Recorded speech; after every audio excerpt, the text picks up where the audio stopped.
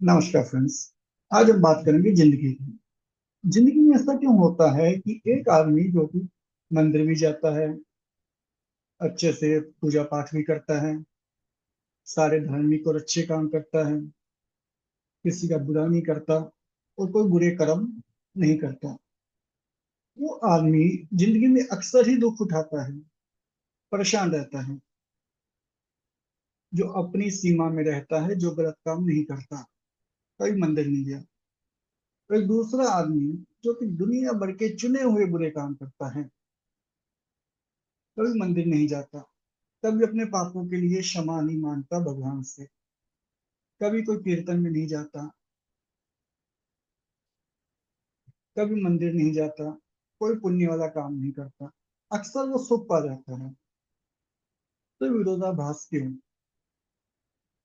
ये विरोधाभास क्यों? आज की हमारी चर्चा इसी के ऊपर केंद्रित रहेगी। तो बेसिकली इसका जवाब है कि हमने जो देखा दुनिया में आकर, वो बहुत ही कम देखा। अब इसको आपके धर्म ग्रंथों से भी बताएंगे, फिलहाल अभी हमने बहुत कम देखा। और नॉर्मली लोग बहुत ही कम देखते हैं। होता क्या है, जैसे आप घर से बाहर निकलें, आपको अक्सर मिलेगा मिडिल क्लास, बहुत ही कोई रीच आदमी, करोड़पति अरबपति आपको अपने आसपास नहीं मिलेगा। और बहुत ही कोई गरीब, जो कोई 30 रुपए 40 रुपए 50 रुपए 100 रुपए दिन का कमाने वाला, वो भी आपको नहीं मिलेगा। तो जो भी आपकी सोच होगी, वो उस दायरे के अंदर ही होगी। या तो आप, जैसा कि जो कि हमारे बड़े दार्शनिक हुए हैं, जिन्होंने दुनिया को समझा, उन्होंने कई कई बार पूरे भारतवर्ष की यात्राएं की। यहाँ तो अपने घर से बाहर निकलो, पूरी दुनिया की यात्राएं करो, दुनिया को समझो, कर्म के फल को समझो, तब प्रश्न उठाओ। या फिर आप इस, इस चीज को पहले समझे कि हमारा, जो हमारी अंडरस्टैंडिंग है, वो अंडरस्टैंडिंग किस लेवल की है। हमारी अंडरस्टैंडिंग बहुत ही छोटे लेवल की है, बहुत ही। हम कितने लोगों को मिले जिंदगी में? 100, 200, 300, 400, 500। और ये भारत की पूरी पॉपुलेशन का कितना परसेंट है, कितना सैंपल है? इससे हमें क्या पता लगेगा? इससे हमें कुछ नहीं पता चल सकता। और जितने दुख हैं, जितनी प्रॉब्लम्स है, जितनी परेशानियां, वो सारी मिडिल क्लास के हाथ में है। मैं अभी आपको उसको प्रूव करता हूँ। मान लीजिए आपके मोहल्ले में, आपकी गली में पानी नहीं आता 2 दिन, आप क्या करेंगे? आप परेशान हो जाएंगे। कभी यहाँ जा, कभी वहां जा, कहीं ये कंप्लेंट कर, कभी वहां कंप्लेंट कर। आप परेशान हैं। लेकिन जो बहुत ही ज्यादा अमीर इंसान है, करोड़पति है, अरबपति है, वो परेशान नहीं है। वो कहेगा पूरा हफ्ता पूरा महीना पानी ना है, मुझे कोई फर्क नहीं पड़ता। एग्जैक्टली। जो बहुत ही नीचे लेवल का इंसान है, ठीक है, डिसरिस्पेक्ट किसी की नहीं, सबके रिस्पेक्ट के साथ। लेकिन जो कमाई के लेवल पर बिल्कुल नीचे खड़ा है, जो 10, 20, 40, 50, 100, 150, 200, 300, 500 रुपया दिन का कमा रहा है, वो वो भी दुखी नहीं होगा। वो कहेगा नहीं आता मत है। नीचे जाएगा, नल से पानी भर लाएगा, किसी ये बर्मा वगैरह से पानी अपना खींच लेगा, कहीं से मांग मूंग के गुजारा कर लेगा। अमीर आदमी, वो पहले ही टैंकर पूरा मंगवा लेगा, उसको नहीं फर्क नहीं पड़ता, वो बिस्लेरी के पानी से भी नहा लेगा। वो अपने टॉयलेट बाथरूम में बिस्लेरी के बड़े बड़े कंटेनर भी मंगा ले, तो उसको कोई फर्क नहीं पड़ता। लेकिन अब आम आदमी परेशान है, क्यों? क्योंकि बाल्टी लेकर जाए, कि कोई खाली नल देखे, वहां पर 20-30 लोगों की भीड़ होगी, वहां पर लड़ाई झगड़ा करे, अपनी बाल्टी भरे, फिर आए, और एक बाल्टी से कुछ होना नहीं है। और पैसा इतना है नहीं कि बिस्लेरी के 4-4 5-5 टैंकर मंगा ले, कंटेनर मंगा ले। वो आदमी परेशान होगा ही। ठीक। इसी प्रकार से जो आपने धर्म करने वाले देखे हैं, अधर्म करने वाले देखे हैं, पुण्य करने वाले देखे हैं, पाप करने वाले देखे हैं, वो आपने अपने छोटे लेवल पर देखे हैं। जिस प्रकार से आपने ये नहीं देखा कि गरीब आदमी कैसे उसी में खुश है, पानी नहीं आ रहा फिर भी वो खुश है, और अमीर आदमी के यहाँ भी पानी नहीं आ रहा एमसीडी का, वो भी खुश है।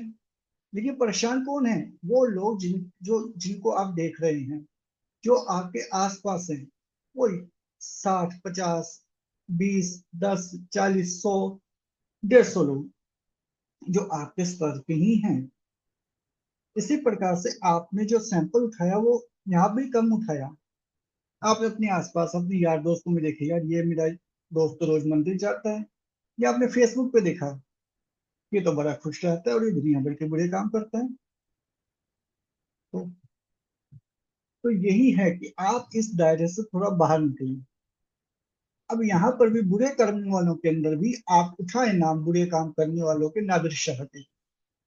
नादिर शाह कितना कत्लो गारत किया, लाश पे लाश काट के डाल दी।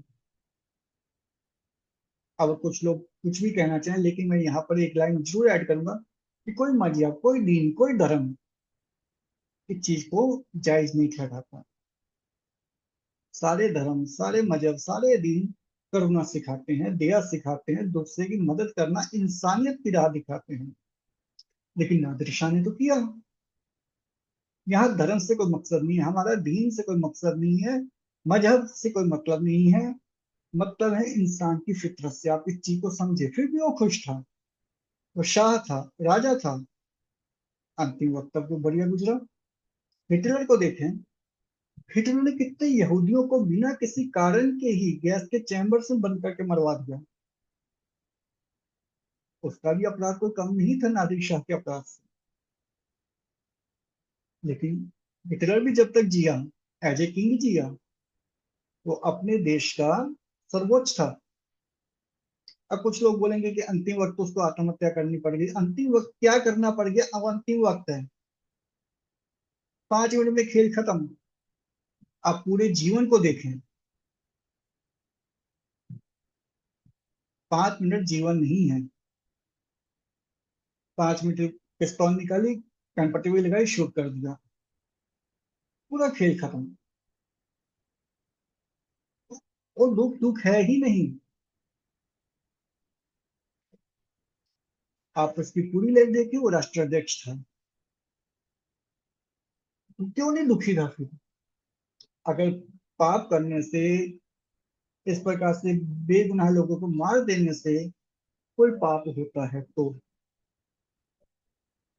अब इस बात की बहुत लोगों को दिक्कत होगी कि इसने ये बोल दिया कि बेगुनाहों को मारने से कोई पाप नहीं होता, क्या ये पुण्य का काम है? अगर हम तेरे को ऐसे मार दे तो बहुत उठाएंगे ना समझ लोग ऐसे प्रश्न। मुझे उनसे कोई फर्क नहीं पड़ता, क्योंकि जो सच है वो सच है। इसी प्रकार से धर्मात्मा रहे हैं, पुण्यात्मा रहे हैं। आप अपनी दिल्ली में ही अगर हो तो गीता प्रेस के तो गोयनका साहब है, उनको देख लो। अच्छे बढ़िया सेठ थे, हर एक चीज उनके पास थी। सारा पैसा उन्होंने अपना लगा दिया, सिंपल जिंदगी जीते हैं। आप उनसे पूछो कि आप पहले तो बहुत बड़े सेठ थे, हर चीज आपकी एक इशारे पे चलती थी, घर में दुनिया भर की तमाम सुविधाएं थी, अच्छे अच्छे एसी थे। ऐसा क्या था जो किसी को मिला और आपको नहीं मिला? फिर भी आपने सारी संपत्ति, सारा पैसा, सारी अपनी बिजनेस को बंद करके भगवान श्री कृष्ण के भगवत गीता के प्रसार प्रचार में लगा दी। आप तो दुखी होंगे? नहीं, तो दुखी नहीं, किस बात के दुखी? किस बात के दुखी? हम बिल्कुल भी दुखी नहीं हैं। और किस दूसरे इंसान से पूछो, आप ये दयानंद सरस्वती से पूछो, अच्छे खासे अपने घर में रहते थे, परिवार पूजा पाठ सब करता था, खाना पीना आपको जब माता पिता है तो इतनी दिक्कत नहीं थी। तो पूरे घर को सहसा छोड़कर चल पड़ी। क्यों? वो रीजन आप भी पता नहीं तो गूगल कर लेना, मैं बोलूंगा तो गाली पड़ जाएगी। एक अच्छे खासे घर के सुख को छोड़कर वो एक अनंत यात्रा पर चल पड़े। क्यों? दुखी थे। दुखी होते तो वो घर की सुरक्षा, घर के आराम को छोड़ते ही नहीं।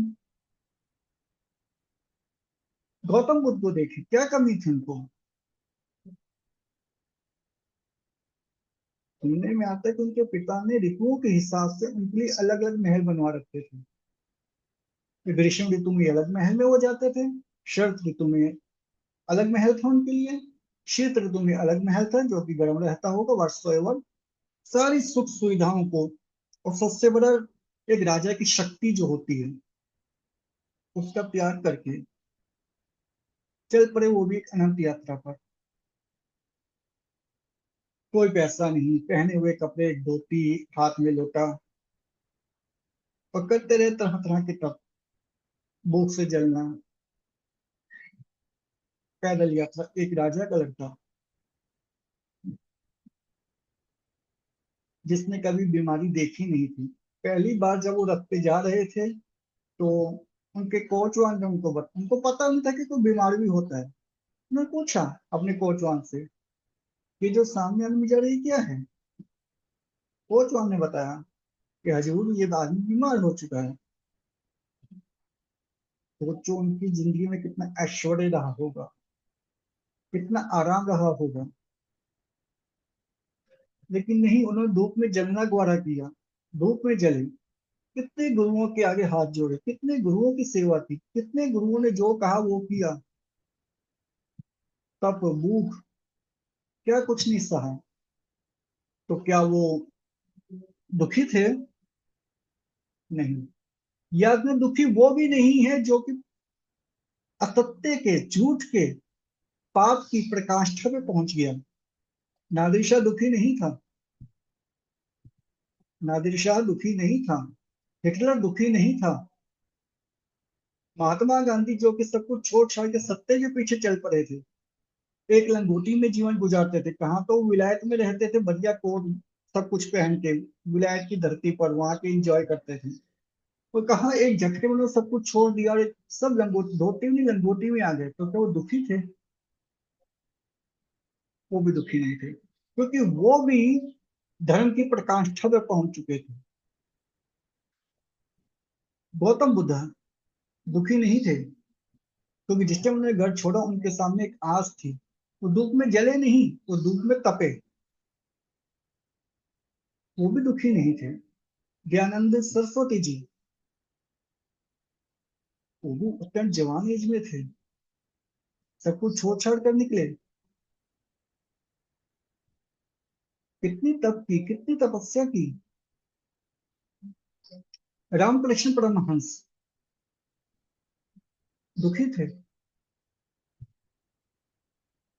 और इन सब ने अपने कष्टों में, अभावों में जीवन जिया। सूरदास जी महाराज,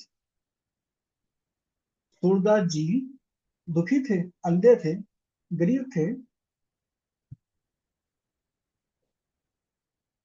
और एक कृष्ण जी के परम मित्र सुदामा जी। खाने को कुछ नहीं है, स्त्री कहती है कि नहीं, ऐसे नहीं चलेगा, कम से कम आप जाके अपने मित्र से कुछ तो मदद मांगिए, कुछ तो दोस्ती का, मित्रता का वो लाज रखेंगे, करेंगे। उन्होंने मना कर दिया। आखिर पत्नी थी, स्त्री थी, तो उसके दबाव में वो गए, लेकिन क्या वो दुखी थे? दुखी थे। अर्जुन युधिष्ठिर, जिन्होंने जुआ में हारने के बाद 14 साल तक वनवास झेला, 12 साल तक वनवास, 1 साल का ज्ञातवास झेला, तो क्या दुखी थे? श्री राम का इधर अभिषेक होने वाला, राज्याभिषेक, और सुबह उनको सोचना मिलती है कि उनको वनवास के लिए निकलना पड़ेगा। तो वह दुखी थे। उनके पीछे लक्ष्मण जी, जिनको ऐसा कोई संदेश नहीं मिला, उनके लिए राज्य से कोई निष्कासन नहीं है, लेकिन वो भी पीछे चल पड़े वनों में। पीछे से जानकी जी, स्त्री, बन बन कहाँ भटकेंगी, लेकिन गई। तो क्या वो दुखी थी? नहीं। ये दोनों ही तरह के लोग दुखों से मुक्त हैं, जिन्होंने प्रकाष्ठा छू ली है। दुखी कौन है? धर्म करता हुआ भी दुखी है, और अधर्म करता हुआ भी दुखी है। मिडिल क्लास, मिडिल क्लास मतलब जो धर्म की प्रकाष्ठा को नहीं छुआ, जो बीच में जुड़ रहा है। अब बात है क्यों? बात आती है क्यों? जब इतने बड़े बड़े लोग पाप करके, दुराचार करके, बुरे से बुरा काम करके भी सुखी आप बता रहे हो, और इतने अच्छे अच्छे लोगों को भी आप बता रहे हो कि वो लोग भी दुखी नहीं थे, जबकि उनके ऊपर धूप बराबर पड़ी, कष्ट उन्होंने बराबर झेले। एक राजकुमार, क्या आप गौतम बुद्धा को ले लें, चाहे आप श्री राम को ले लें, जो मखमल के बिस्तर पर सोते थे, जिनके एक इशारे पर दुनिया भर के पकवान और पेय पदार्थ उपस्थित हो जाते थे, और कहा वो वन में भटक रहे हैं, सूरज की सीधी आंच पड़ रही है, सोने को सब घास का बिछोना, करी जमीन के ऊपर बिछोना बिछाकर वहीं पे सो रहे हैं। उनकी स्त्री धर्मपत्नी सीता जी वैसे ही सुकोमल बताई गई हैं। सुकोमल तो श्री राम भी थे। पक्षों के ऊपर सोना,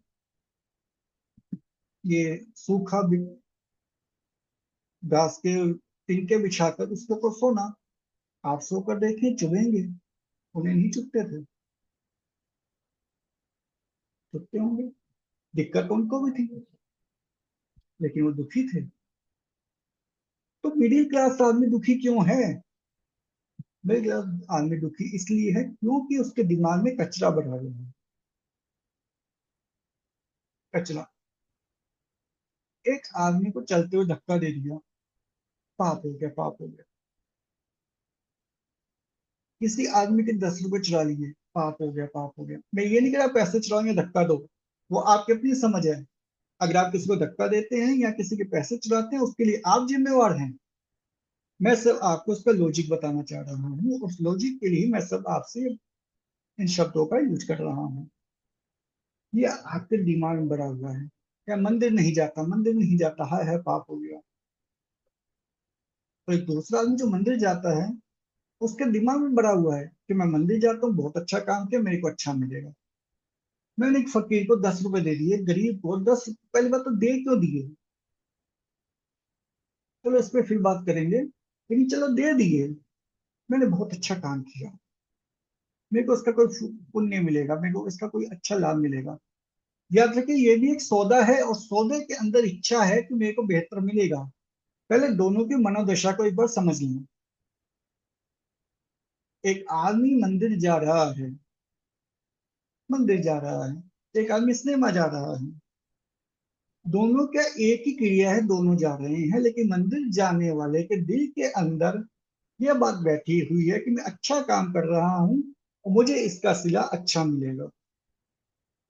ये मनोदशा याद रखें, आगे ये काम आएगी, इसी वीडियो में बात करेंगे।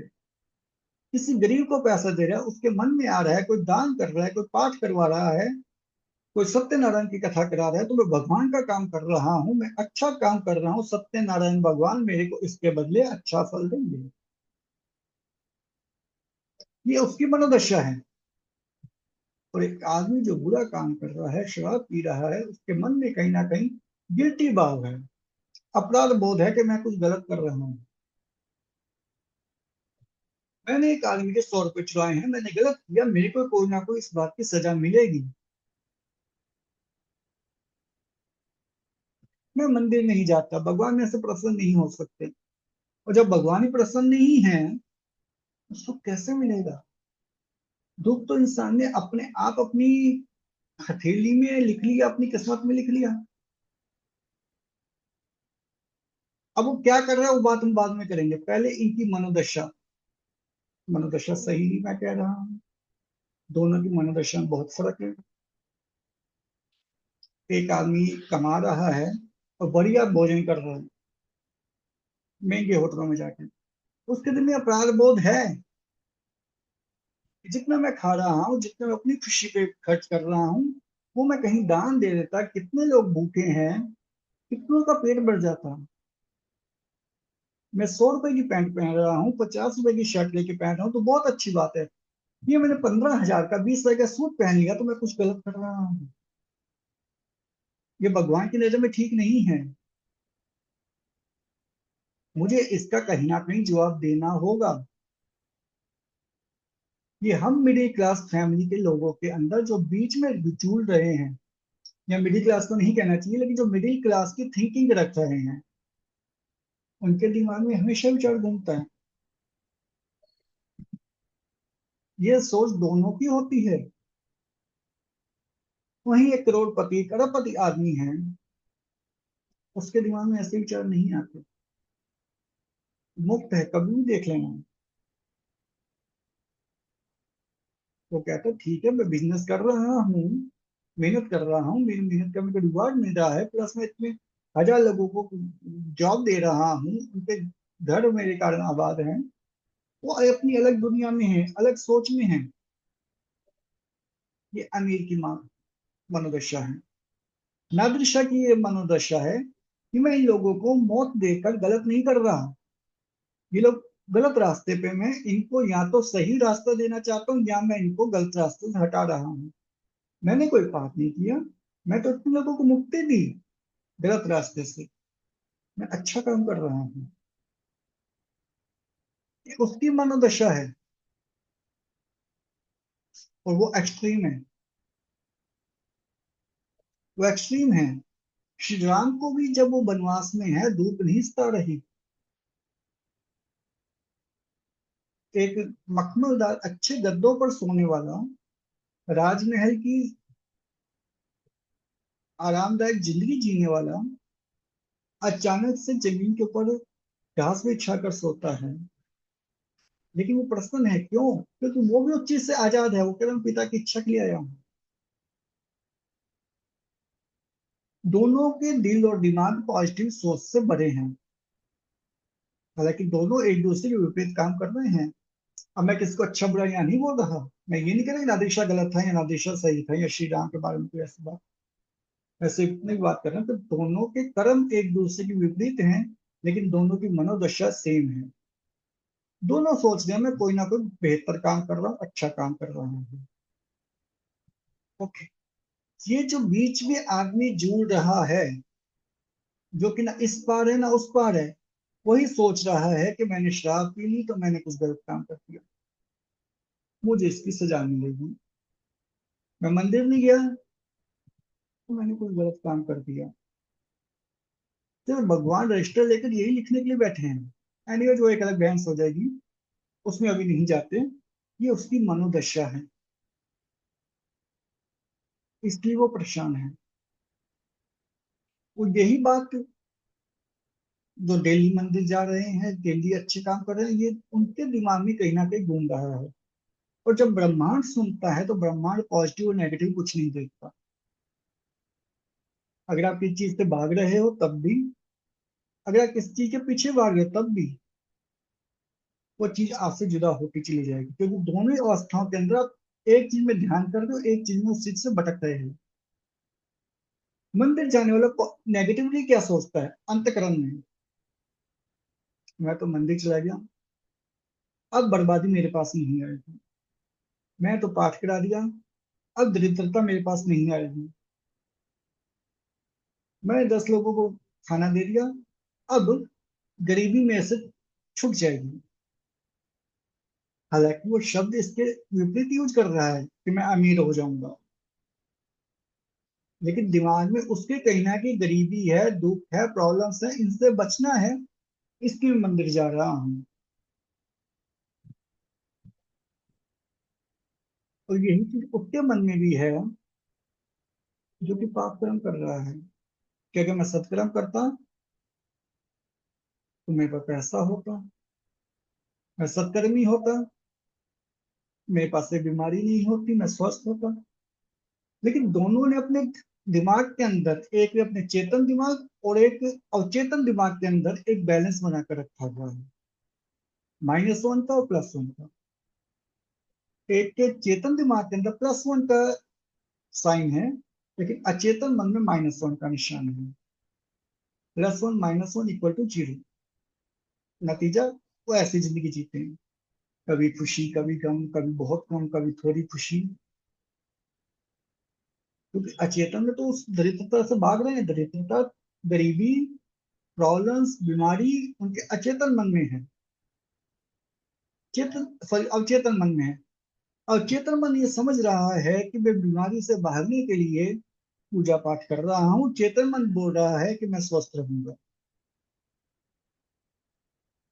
दोनों में कोई संबंध ही नहीं है। और एक बुरा कर्म करने वाला आदमी, जिससे कि हम बुरे कह रहे हैं, हालांकि बुरे नहीं कर्म कहना चाहिए, जो विपरीत कर्म कर रहा है, वो आदमी के पॉजिटिव दिमाग, सॉरी, उसके चेतन मन के अंदर ये है कि मैं बुरा कर रहा हूँ, मुझे सजा मिलेगी। लेकिन अवचेतन मन के अंदर इसका उल्टा है। क्या? कि अगर मैं ये काम नहीं करता तो मैं स्वस्थ होता, मैं ये काम नहीं करता तो मैं धनी होता। वॉइस दोनों बराबर हैं, दोनों के दिमाग में असल में जीरो ही है। बुरे कर्म करने वाले के दिमाग, चेतन मन के अंदर -1 है, लेकिन अवचेतन मन के अंदर +1 है। -1 +1 = 0। दे के हिसाब यही रह जाता है। अब बात उठती है, क्यों रह जाता है? सामान्य आदमी को ये क्यों समझना है? सामान्य आदमी को क्यों समझना है, ये भगवान श्री कृष्ण से पूछते हैं। तो भगवान श्री कृष्ण जिस टाइम आपका महाभारत का युद्ध था, उस समय दुर्योधन को कोई विपदा नहीं थी। दुर्योधन तैयार खड़ा था, आएंगे तो मारेंगे।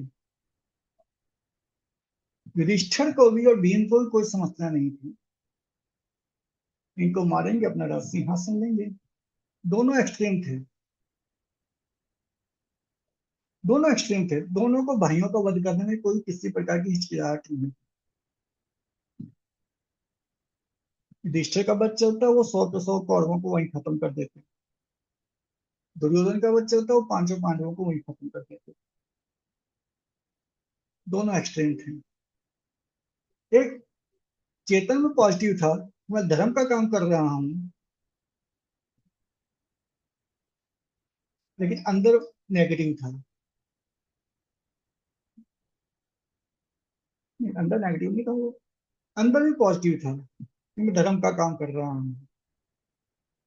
और जो दुर्योधन थे, वो भी अपने अंदर और बाहर एक थे, कि ये मेरा हक है, मेरे हक को ये लोग लूट रहे हैं, तो मुझे अपने हक के लिए लड़ना है।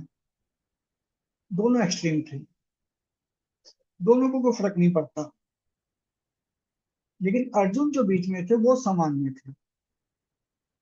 समस्या उन्हीं के लिए थी, उन्हीं को भगवान श्री कृष्ण ने समझाया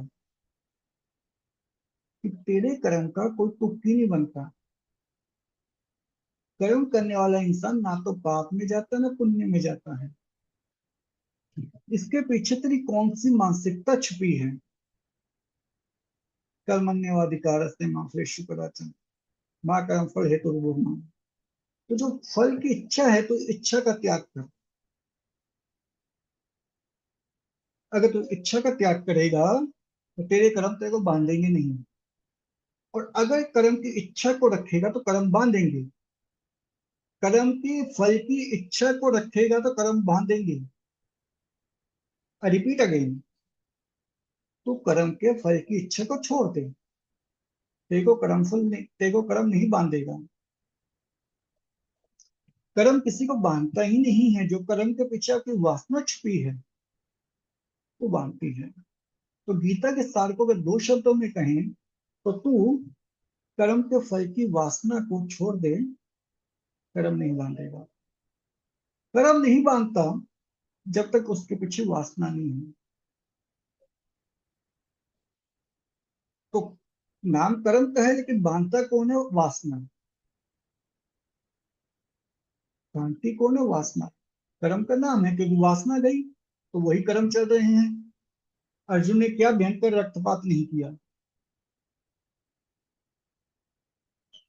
अपने पितामह को नहीं मारा, अपने गुरु का वध नहीं देखा, और पितामह को छल और कपट से मारा।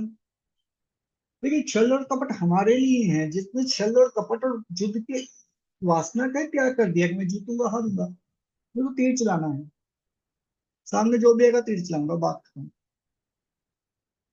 एक मशीन गन को, जो कि लगातार गोलियां बरसा रही है, कैसा पाप और कैसा पुण्य। लेकिन वही जब वो वासना से मार रहा है, तो वासना उसको बांध रही है, उस वासना से बंधा हुआ वो पापी या पुण्य है, जो कि हम लोगों के लिए है।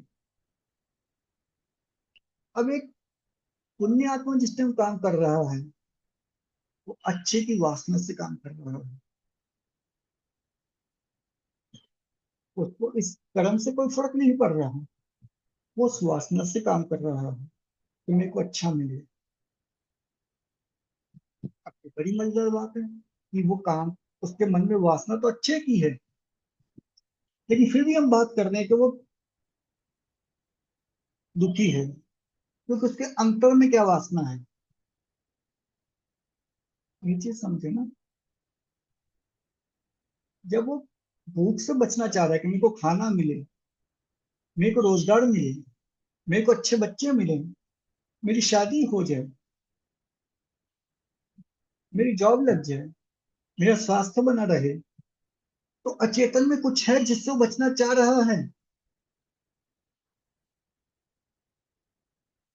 तभी तो अगर आप 2 गिलास पानी पी चुके हैं, आपका पेट अच्छे से पानी से पूरा भर चुका है कि आप खाना भी नहीं खा सकते, तो पानी की वासना क्यों करोगे? पानी के लिए वासना ही करोगे। वो मंगल के लिए कामना कर रहा है, तो अमंगल कहीं ना कहीं उसके अंदर बैठा हुआ है, जिससे क्यों बचना चाह रहा है। वो धन चाह रहा है, लेकिन निर्धनता उसके अंदर है, तभी तो धन चाह रहा है। आपके पास कुछ नहीं है तभी तो आप कुछ चाहते हैं। अगर आपके पास एक सुबह 9 से लेकर शाम के 6 तक की जॉब है, तो कहाँ जॉब चाहोगे? हाँ, अब कहेंगे उससे अच्छी जॉब चाहिए, वो बुरी है, वो अलग चीजें होगी, लेकिन जॉब की कामना कहाँ? उससे अच्छी जॉब वो दूसरी चीज है, वो दूसरी चीज है। जॉब की कामना आप कर ही नहीं सकते। अगर आपके दोनों हाथों के अंदर सामान पकड़ा हुआ, तो और सामान की कामना कहाँ करोगे? अगर आप करते हो, तो इट मीन्स आपके हाथ कहीं ना कहीं खाली है। आप 5 बैग पकड़ सकते थे, आपने 8 बैग पकड़े हुए हैं। अगर आप खाना खा चुके हो और आप रोटी की कामना कर रहे हो उस टाइम के लिए, आपने दोपहर का लंच किया, 4 रोटी खाई, और अभी आप 4 रोटी को कामना कर रहे हो उसी टाइम के लिए, तो स्पष्ट है आपका पेट अभी नहीं भरा। तो क्या करोगे? बांध कर रखोगे रोटी? क्या बांध के रखना? फिर वही हो गया, आपने खाई नहीं। वो खाने की क्रिया नहीं है। और अगर आप 4 रोटी लेकर खा रहे हो, तो 4 रोटी पर आपका पेट नहीं भरा, ये चीज आप माननी पड़ेगी आपको। क्योंकि 4 रोटी पर अगर आपका पेट भर जाता, तो आप किसी भी सूरत में खाने के लिए 4 रोटी उस टाइम और नहीं मांग सकते हैं। ठीक वैसे ही आपने धन मांगा, आपने धन की कामना की, तो कहीं ना कहीं आपके अंदर उसका नेगेटिव रूप भी था, क्योंकि जितना है वो कम है, मेरे को उससे ऊपर कभी थी अचेतन के अंदर, अचेतन के अंदर कमी थी। तो कमी की वासना आपको पकड़ेगी, तो कमी की वासना आपको पकड़ेगी। क्योंकि सृष्टि का सीधा नियम है कि जहां जो वैक्यूम दिख रहा है, उस वैक्यूम को भरना है, उस खालीपन को भरना है। जो भरा हुआ है, उसको क्या भरना है?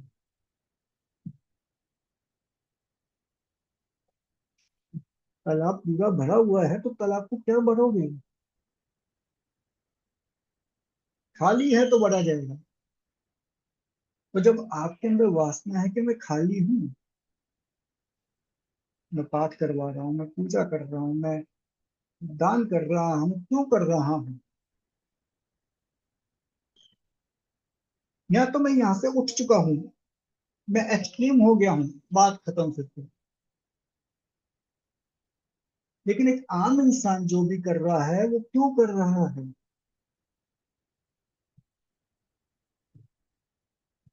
मैं मंदिर गया, मैंने मंदिर में बोला कि भगवान जी मेरी अच्छी बीवी आ जाए। इसका मतलब मेरे अंदर बीवी का अभाव है। अगर मैं शादीशुदा हूँ और मैंने बोला कि भगवान जी मेरी बीवी अच्छी हो जाए, तो इसका मतलब मेरे अंदर ये बात है कि मेरी बीवी अच्छी नहीं है। तो नहीं है तो फिर नहीं है, ये तो नहीं रहेगी ना। अब दिमाग के गेम को समझो। तो जब होता ना नहीं है, भगवान जी मैं गाड़ी नहीं लेके आऊंगा, एक्सीडेंट ना हो जाए, नारियल फोड़ दिया, ये कर दिया, सब कुछ स्वास्थ्य के लिए बना दिया, एक्सीडेंट होगा। इसलिए नहीं होगा क्योंकि आपने ये कर दिया वो कर दिया, या ऐसा नहीं, आपके मन के अंदर इस चीज का भय है कहीं एक्सीडेंट ना हो जाए। आपके मन में चीज की वासना है, चाहे आप ना चाहें, ऊपर से आप कितने भी बोलते रहें, लेकिन अंदर है, कहीं ना कहीं अपने अंदर खंगाल कर देखिएगा।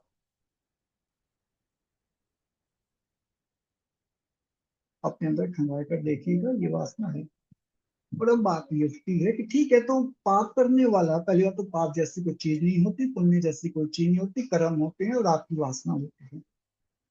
कर्म कैसा भी हो, वासना जैसी वैसी बंधेगी।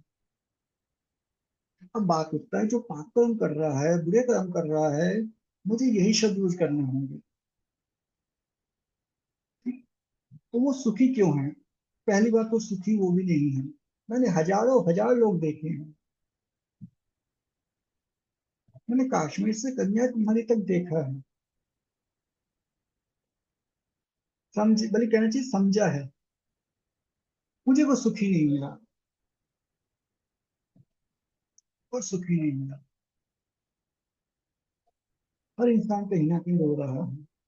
गर्ज ये कि आपको उसके आंसू नहीं दिखते, क्योंकि आपके और उसके बीच में मैं आ जाती है। अगर आप उसके आंसू देख लेंगे तो उसके आंसू आप पोंछने में लग जाएंगे। और क्या गरज नहीं कि उसके आंसू से पहले आपको अपने आंसू ना दिखें, इसलिए आपको वो आदमी ज्यादा सुखी लगता है। ये तो देखो तो सही, अमीर से अमीर इंसान, भारतवर्ष के टॉप क्लास रिचेस्ट पर्सन, क्या सुखी है? अगर सुखी है तो मुझे नाम लिखकर नीचे बताना कि वो सुखी है। Mister X Y Z, Mister A B C, Mister Lal, Mister ये, मिस्टर वो, बहुत सुखी है।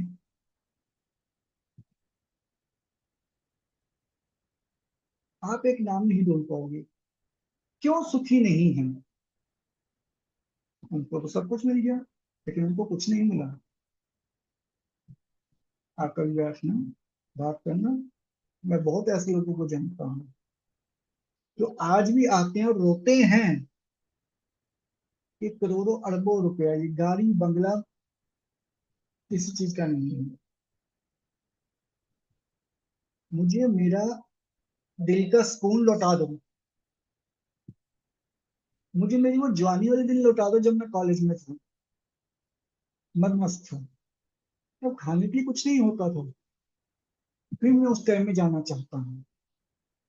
मैं उस जिंदगी को जीना चाहता हूँ।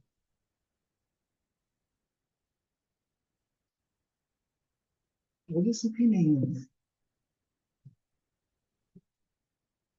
कि उनको भी उनकी वासना ने ही पकड़ा।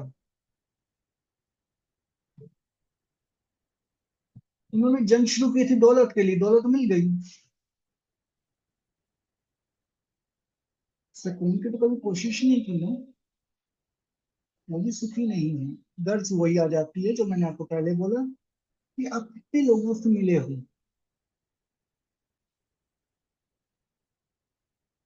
कितने लोगों से मिले हो। लाख, 2 लाख, 50 लाख लोग तुमसे पहले मिले हो। जहां आप रहते हो वहां से निकलो, एक महीना मुंबई में रहो, एक महीना कर्नाटक में रहो, एक महीना बेंगलोर में रहो, एक महीना पांडिचेरी में रहो, एक महीना बंगाल में रहो।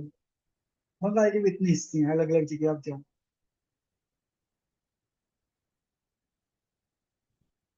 और आखिर का जब लौट कर अपने घर पे आओगे ना, 80 साल के, 90 साल के, 70 साल के, 50 साल के होके, आओगे नहीं।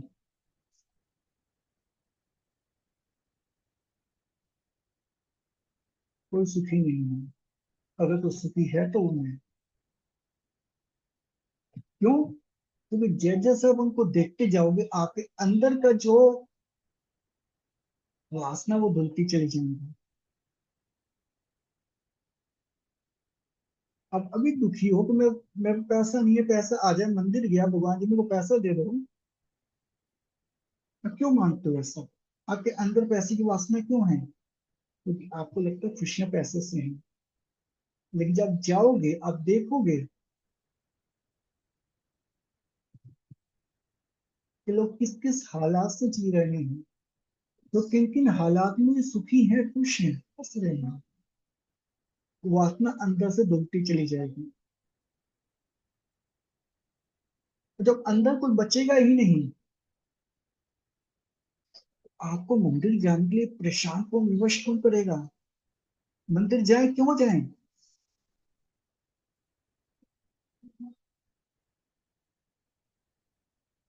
मंदिर जाए क्यों जाए? सोचो जरा एक बार। मैं ये नहीं कह रहा मंदिर मत जाए, लेकिन मैं उन लोगों की बात कर रहा हूँ जिन्होंने जीवन को समझा, जो एक्सट्रीम हो गए। और जो एक्सट्रीम नहीं है वो हमेशा दुख सुख के अंदर डोलते फिरेंगे। आज आपकी आंख में आंसू है, कल उसकी आंख में आंसू है, परसों उसकी आंख में आंसू है।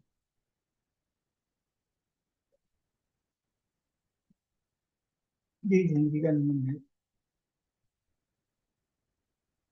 आपको जब भी कोई मिलता है आप उसको मैं से कंपेयर करके देखते हैं। जिस प्रकार रेगिस्तान के अंदर भटकते इंसान को जगह जगह पानी दिखता है, चमकती है, लेकिन पानी होता नहीं है।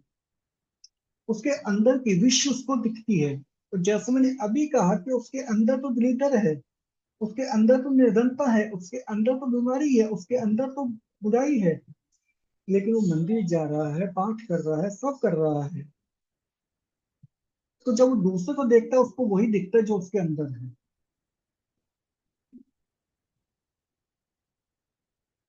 उसको वही दिखता है जो उसके अंदर है, जो देखना चाहता है। अब उसके अंदर क्या है? उसके अंदर एक निर्धन हूँ, तो बाहर उसको क्या दिखेगा? निर्धनता का दूसरा रूप। क्योंकि जब आप रेगिस्तान में भटक रहे हैं, आपके अंदर प्यास है, तो आपको क्या दिख रहा है? आपको प्यास नहीं दिख रही, आपको पानी दिख रहा है, जबकि पानी वास्तविकता में नहीं है। उल्टा समझें, आपके अंदर बीमारी है और आपको स्वस्थ दिख रहा है। क्यों? क्योंकि आपकी वासना स्वस्थ होना है। बीमारी तो अंदर है, गरीबी तो अंदर है कि मैं इस गरीबी से मुक्ति पाऊं, लेकिन आपकी आंखें क्या देख रही हैं? गरीबी का उल्टा अक्स। ठीक वैसे ही जैसे आप आईने में खुद को देखते हैं तो आपको अपनी लेफ्ट साइड राइट साइड दिखती है, राइट से लेफ्ट साइड दिखती है, दोनों बदल जाती हैं। दायां हिस्सा बाईं तरफ आ जाता है, बायां हिस्सा दाईं तरफ आ जाता है। लेकिन अब आप कह सकते हैं भाई हमें तो शीशे में बिल्कुल सही दिखता है। वो इसलिए दिखता है क्योंकि आपकी आंखें उस पर फिर परावर्तन कर देती हैं और आपको सीधा दिख जाता है। अगर शीशे में आपको आपकी राइट हैंड साइड दिखाई देगी, लेफ्ट हैंड साइड दिखाई देगी, तो आपको उल्टा नजर आएगा। ये चीज है, इसलिए आपको शीशे में आपका अक्स उल्टा ही बनता है। आपकी आंखें परावर्तन करके वो आपको सीधा दिखाती हैं। जो आप हो आपके अंदर है, आंखें आपकी उसके उसको उल्टा ही देखेंगी। एक गरीब आदमी से बात करें, वो कभी ये नहीं कहेगा दुनिया में गरीबी है, वो हमेशा ये कहेगा यार सबको कुछ ना कुछ मिला हुआ है। एक बीमार आदमी से बात करें, कभी ये नहीं कहेगा दुनिया बीमार है, वो ये कहेगा दुनिया में सबको स्वास्थ्य मिला हुआ है। लोग गाड़ी में जाते हैं, इवन लोग व्हील चेयर में भी जाते हैं, दुनिया देखते हैं, घूमते हैं। इतने बीमार नहीं है जितने वो स्पीकर कहने वाला खुद को बीमार समझ रहा है। वो क्या देख रहा है? वो स्वस्थ देख रहा है। एक रोते हुए आदमी से पूछो, वो कहता नहीं दुनिया में सब खुश हैं। फेसबुक की दुनिया, मैंने देखा है लोग हिमाचल जाते हैं, श्रीनगर जाते हैं, कश्मीर जाते हैं, इवन पेरिस जाते हैं, तो वहां फोटो डालते हैं, बहुत खुश दिखते हैं। मैं ही दुखी हूँ। किसी दुख से बचने के लिए वो मंदिर और दूसरी जगह जा रहा है, पूजा पाठ कर रहा है, अरदास कर रहा है, अपना पाठ कर रहा है, क्यों कर रहा है? ताकि ये दलीदर मेरे को ना लगे, लेकिन अंदर तो है दलीदर। तो उससे बचाव क्या है? इससे बचाव क्या है? अभी वीडियो आपका कितने टाइम का हो गया? एक ऐसे आधा घंटा हो गया है, 45 मिनट हो गए हैं। तो इससे बचाव क्या है? इससे कैसे बचें? इस बात की चर्चा हम नेक्स्ट वीडियो में करेंगे, क्योंकि अभी 45 मिनट्स हो गए हैं, 1 घंटा लगभग हो गया है। इससे ज्यादा वीडियो आप देख भी नहीं पाएंगे। तो दुख से बचाव कैसे करना है, कैसे बचना है, कैसे खुश रहना है, कैसे अपना जो मन चाह है वो हासिल करना है, इस बात की चर्चा हम नेक्स्ट वीडियो में करेंगे। वैसे ही वीडियो बहुत लंबा हो गया, क्षमा कीजिएगा। Thank you very much. मिलते हैं नेक्स्ट वीडियो में इसी टॉपिक के साथ, पार्ट 2 में।